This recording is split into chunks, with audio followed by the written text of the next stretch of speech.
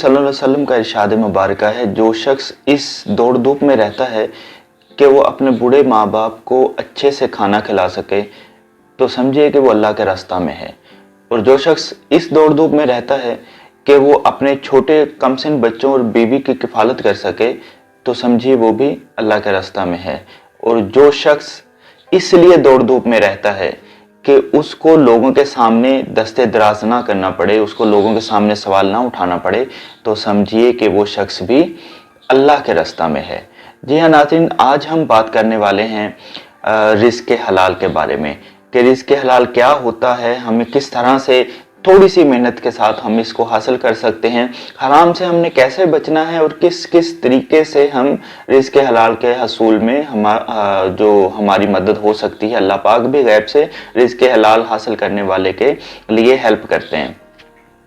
तो नाज़रीन, सबसे पहले हमने हज़रत अली रज़ियल्लाहु ताला अन्हु का एक फरमान आप लोगों के साथ शेयर करते हैं। हज़रत अली रज़ियल्लाहु ताला अन्हु फरमाते हैं कि रिज़्क़ के पीछे अपना ईमान खराब मत करो, रिज़्क़ के पीछे अपना ईमान खराब मत करो, क्योंकि रिज़्क़ इंसान को ऐसे तलाश करता है जैसे मौत। अल्लाह अकबर। रिज़्क़ इंसान को ऐसे तलाश करता है जैसे मौत। तो हम क्यों रिज़्क़ के पीछे अपना ईमान खराब करें? जो रिज़्क़ हमारे नसीब का है हमें वही मिलना है, ना उससे ज्यादा मिलेगा और ना ही उससे कम। इसी के बारे में एक छोटा सा वाकया है। एक बुजुर्ग किसी सफर में जा रहे थे, तो रास्ते में नमाज का टाइम हो गया। वो नमाज पढ़ने के लिए रुके, तो उन्होंने अपना ऊंट बाहर मस्जिद के खड़ा किया और नमाज पढ़ने के लिए जाने लगे। तो उनको नबी करीम सल्लल्लाहु अलैहि वसल्लम की वो हदीस मुबारक याद आ गई।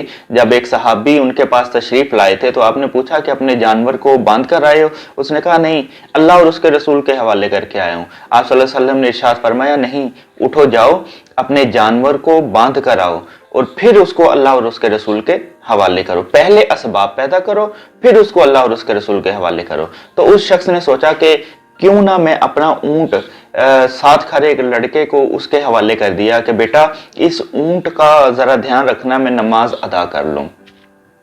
अब वो बुजुर्ग नमाज अदा करने लगे और नमाज अदा करने के बाद जब वो बाहर निकले, तो ऊंट की जो मुहार थी, जो कमान के ऊपर उसके डाली होती है, वो गायब थी।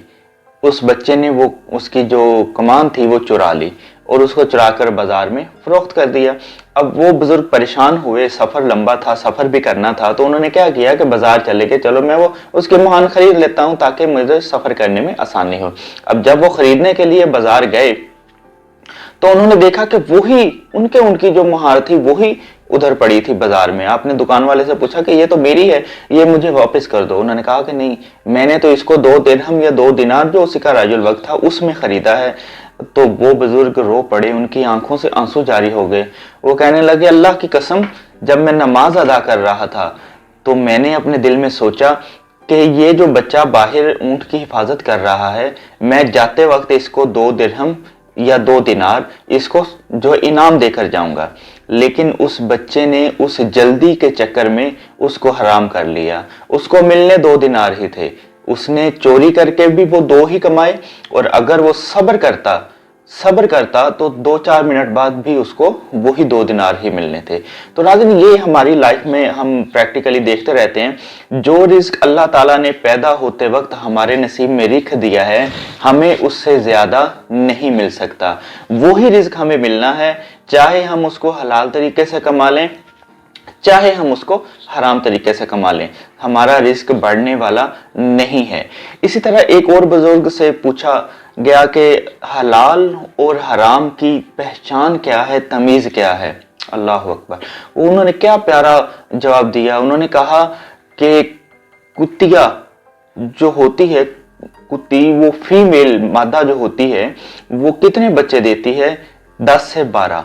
और जो बकरी है या ऊंट है या भैंस है या गाय है, ये हलाल जानवर हैं, ये कितना बच्चे देते हैं? 1, 2, 3, हद 3। जबकि जो वो कुतिया है वो कितने बच्चे देती है? 12-12। अब वो हराम है, ये हलाल हैं। लेकिन आप देखें कि डेली बेसिस पे करोड़ों जानवर डेली बेसिस पे ज़िबा होते हैं और मुसलमान उनका गोश्त खाते हैं। लेकिन रेवड़ फिर भी आपको किनके नजर आएंगे? बकरियों के, भैंसों के और गाय के, ना के उस हराम जानवर के। तो ये एक रिस्क की हलाल को समझने के लिए एक बहुत ही ज़बरदस्त एग्जाम्पल है कि जो हलाल है वो हमेशा कायम रहता है, जबकि जो हलाल होता है वो आहिस्ता आहिस्ता ख़त्म होता जाता है, चाहे वो जितना भी ज़्यादा हो, लेकिन आहिस्ता आहिस्ता वो आपके हाथ से निकल जाता है और आपके लिए वबाल जान बन जाता है। एक और बहुत प्यारा कौल है एक बुजुर्ग का, वो कहते हैं कि रिज़्क़ हलाल और हराम में तमीज़ ये है कि हराम रिस्क ऐसे है जैसे आप अपनी मुट्ठी में रेत पकड़ लें। आप जितनी भी मजबूती से पकड़ने की कोशिश करेंगे वो आपके हाथों से सरकती जाएगी, आप जितना मजबूती से पकड़ेंगे वो उससे ज़्यादा सरकती जाएगी और कुछ अरसे बाद, कुछ देर बाद आपकी मुट्ठी खाली होगी। रिस्क हराम की जो मिसाल है वो इस तरह से है। सो हराम रिस्क कभी भी हमारे पास नहीं रहता, वो आहिस्ता आहिस्ता हमसे दूर होता चला जाता है और हमारे लिए वबाल जान बन जाता है, हमारे लिए परेशानी का बायस बन जाता है, या हमारा बच्चा बीमार हो जाता है जिस पर वो सारा पैसा लग जाता है, या हम खुद बीमारी का शिकार हो जाते हैं। ज़रूरी नहीं है कि आप पर कोई परेशानी आई या आपकी औलाद पर आए, ऐसा हो सकता है कि आपकी औलाद नाफरमान निकल आए और आपने हराम से जितने भी पैसे और दौलत इकट्ठी की है आपको उससे खुद से नफरत हो जाए और आप कहें कि या अल्लाह मेरी ये दौलत मुझसे ले ले, मुझे माफ़ कर दे और मुझे मेरी हरकतों पर माफ़ कर दे, मुझे रिज़्क़ हलाल नसीब फरमा। तो नाज़रीन, हमें चाहिए, हमने थोड़ी सी एग्जांपल्स हमने देखी रिज़्क़ हलाल और हराम की, तो हमें चाहिए कि हम हलाल को कमाने की कोशिश करें, हराम से बचें, क्योंकि एंड तक जो हमारे साथ रहने वाला है वो हलाल ही है और जो आखिरत में भी हमारे काम आने वाला है वो हलाल ही है। सो हमें हराम से बचने की अल्लाह पाक तौफीक अता फरमाए और हलाल रिज़्क़ हमारे नसीब में फरमाए। सो